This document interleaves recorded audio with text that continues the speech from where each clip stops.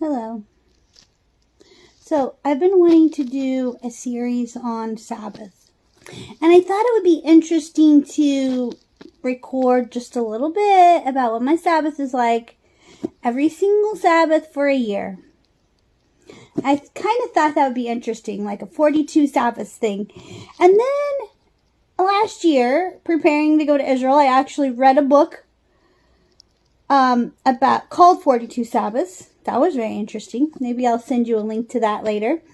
And, I want to do it not necessarily to teach, but just to kind of for myself to learn and explore, even though I've been celebrating the Sabbath my whole life. And many of my ancestors did, and a lot of my relatives do. And my husband's also. So I'm reading from my mother-in-law's Bible. She loved the Sabbath too. And of course, I'm going to read Mark 2, 27 to 28. I bet you knew where I was going. It says, "And he said unto them, The Sabbath was made for man, and not man for the Sabbath. Therefore the Son of Man is Lord also of the Sabbath." Now, this is after the disciples were caught harvesting grain on the Sabbath. No, we don't do that on the Sabbath because that's work and we need a rest, and God made the Sabbath for us to rest. Well, they weren't actually. In fact, there's a Jewish saying that some people say called "we live by the law, not die by the law." And even modern Jews now understand that if our lives, are in danger, and that's what Jesus was talking about right above that. He said even David broke a law because of some emergency that came up, and he had to go to the temple, and his life was in danger. So they helped him, and he was able to eat the showbread that normally is only allowed for the priest to eat. But David and his men ate it because they were in an emergency situation.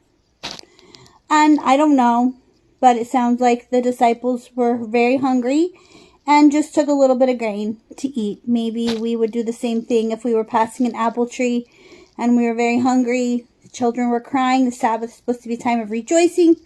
Let them pick an apple and eat it. It's not harvesting. It's just picking an apple. But some people don't see it that way, and that's okay. Maybe they need to be super strict, because if they give a little, then it just ends up being crazy and chaos and everybody's doing their own thing. And, this is one of those things you kind of have to figure out what works for you. And I think that's why I want to do this. So today, you want to know what we did for Sabbath? We didn't go to church. Sorry, those of you who have online services are probably thinking, well, why didn't you listen to us today since you were home?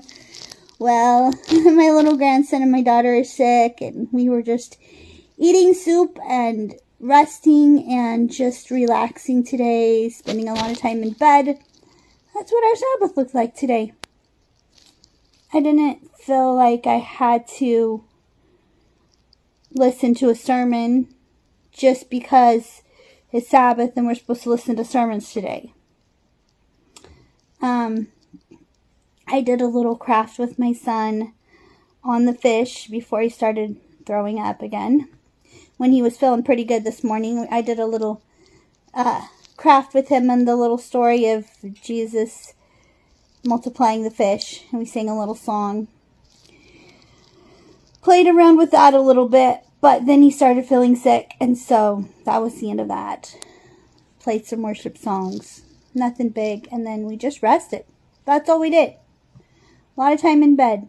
That's what Sabbath is for. If we need a rest, it's okay to rest. So many people feel guilty if they don't go to church on Sabbath. Well, that's serving the Sabbath.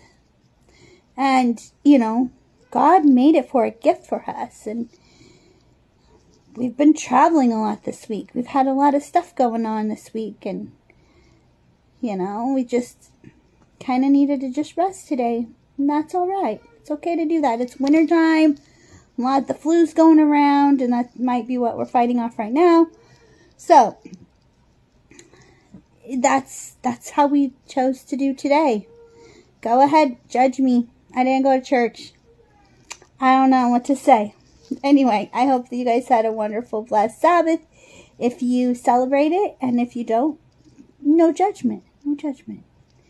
God is a righteous judge. He knows that we're human. And, I know that there is absolute truth. I'm not saying that there's not absolute truth. I'm not saying that truth is relative. But I really believe God asks different things of us. God asks different things of individual people. I mean, there's certain things that He wants all of us to do and that He requires of all of us. But then there are some things that He understands that we're weak. He understands that we're human. And there's certain things that He asks some people to do that He doesn't necessarily require everybody to do. I mean, you can think of examples in your life and the lives of your loved ones, I'm sure. So, if you feel like that He's asking you to keep the Sabbath and you've never kept the Sabbath before, maybe my little thing will help you realize that, it's just life. It's a gift. Sabbath is a gift for us to help us be healthier and to be closer to God and just have that quiet time. And I just really enjoyed today being able to just rest and not feel guilty for not doing the dishes because of Sabbath. So I didn't do them. We just piled them in the sink. And tonight after sundown, I loaded the dishwasher. That's another thing I'm hoping to show you with this series. The practicality of what it looks like. Of course, I'm not a neat freak, so you might just not be able to do it. Sorry. If you don't like dishes piling up, maybe just use disposables. We do that sometimes too. You'll see. So today, spent a lot of time on the couch, on the bed, hanging out, looking out the window, watching the puppies play, and it was kind of rainy today. Just hanging out. Went outside on the porch for a little bit, drinking coffee, tea, soup. All right. Well, God bless you. Sorry for rambling. We'll see you soon, I hope.